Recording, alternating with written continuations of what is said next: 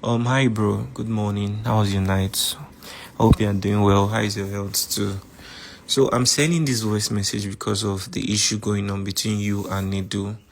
Recently we've just seen that he was asked to resign from Honest Bunch podcast, and I can see a lot of Nigerians are very emotional about it. So I'm not trying to add more fire to the existing fire. It's possible that this is something that might be affecting you somehow, but you might not show it. Maybe you're feeling guilty that he has lost his job or something. And I'm not also sending this first message to rejoice that he has lost it, but I just want to share my own experience with Nedu. You remember that period where people were saying if lucky you do post to your own, don't go. It was a very challenging period for me because I lost a lot of business opportunities. Brands did not want to identify with my brand, and a lot of people that were supposed to come for my interview did not want to come at that time because of how people perceived them. So it was a really challenging period. And then my manager was trying to see if there's something he could do. So he said, okay, if we can go to Honest Bunch podcast to clarify and talk in details, maybe people have a very good perspective of what my platform is doing, because Nigerians know how to joke and catch cruise. So that was a good idea, and eventually he told me Nedu wanted to speak to me. I was very happy about it. So we got on a call. I greeted him.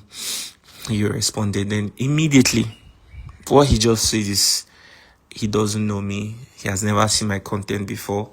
That it's somebody else from the podcast that has seen it, but he does not know me from anywhere, and he doesn't care about anything that I do. That he just wants to go direct to the point. He saw what that guy Gigi was saying about my platform, and he went through the platform and just saw a couple of videos. What he can say is that everything that guy said is entirely true. I said, why would he say it's true? I mean, my platform has been helping people. There's nobody who has come on my platform and ended up in a worst situation than they were before. No, we've helped people with millions of naira, with so many opportunities that they did not imagine they would even find. But he said that that's not true, that he doesn't even care. My platform is not doing anything for anybody. That I should just humble myself, that he's inviting me to the podcast. I should just enter the next available flight and come to Lagos. That is is a once in a life opportunity. And before he changes his mind, that Gigi is already on his way to Lagos, and Gigi, he will be interviewing Gigi, but he wants me to also come there to use the opportunity and join Gigi to also talk about my platform. I should challenge Gigi on the show. And I told him, thank you for the offer, but I think that's not something I want to do, to be on the same space with that guy, because if I should do that, it means I'm encouraging bad behavior.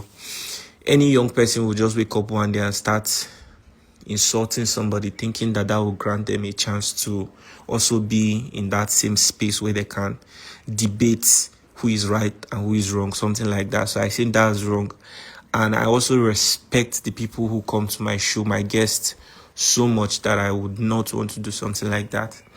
So if that's the only opportunity he wants to offer me, because he has intention to interview Gigi, but he just wants me to come there, that I would rather pass on it. And I appreciate the fact that he has been in the industry for so long and everything. But he spoke to me rudely. He said so many things that I cannot even mention. At the end of the day, he told me I should make sure this conversation does not get into anybody's ear. That he's just trying to help me. I'm supposed to, whether he said I'm proud or something, that I'm supposed to humble myself. I'm supposed to bury my face in shame, and come to the podcast and come clear the air.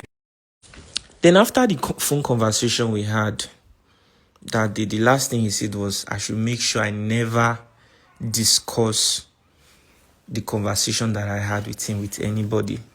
That if he ever hears that I do something like that, that he's not even going to tell me what he's going to do, but I should trust that. I think he said something about, he said I'm not going to like him. I can't remember if he tried to brag that he's one of the persons that holds this industry. I don't even, I can't really remember exactly everything he said anyways. But that period was just a moment that I was dealing with a lot of things. So it just felt to me like, okay, I think the whole world is against me or something. So I should just chill, mind my business, and just focus on my work, Bro, I haven't even slept all night. I was working on a document. I'm just about to sleep now. I noticed you responded. Yeah, I'm on nedu. Messed up my self-esteem that very evening, honestly. And I felt so bad.